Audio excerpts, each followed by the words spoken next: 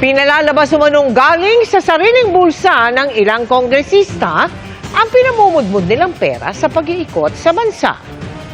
Pero galing umano yan sa mga ayuda program ng gobyerno at ibinigay ni House Speaker Martin Romualdez sa mga sumama sa kanya. Ayon kay Baguio City Mayor Benjamin Magalong. Nakatutok si Mariz Umali. Ang alegasyon ni Baguio City Mayor Benjamin Magalong, lantaran daw ang pamimigay ng pera ni House Speaker Martin Romualdez sa mga kongresistang kasama sa kanyang mga lakad. Ang pera mula umano sa iba't ibang ayuda program ng gobyerno, kabilang na ang kontrobersyal na AKAP o Ayuda para sa Kaposang Kita program. Nasilip daw nila ito sa mga reliable sources na napasama na sa mga lakad ni Speaker. So that's about 21 million. Kung nakaapat ka ba naman na sortie, 21 times 4, that's 84 million. So ilan yan? Ilan yan sumasama? Nung nalaman ng mga ibang congressman na meron pala yan, nagsamahan na lahat.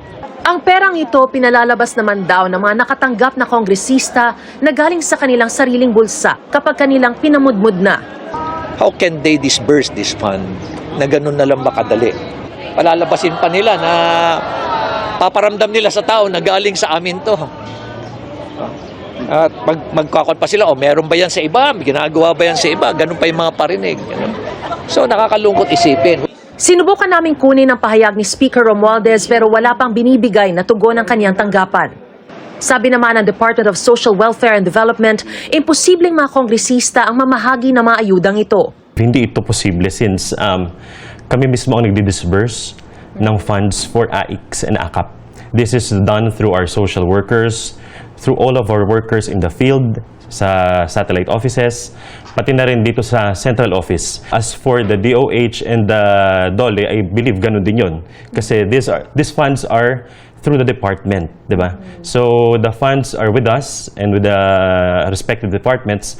Pero aminado silang naaalarma sila kung nagagamit man ang pangalan ng programa para sa pamumulitika. So we insulate our programs, as we have mentioned time and again, from politics. So wala kaming kinikilingan na politician.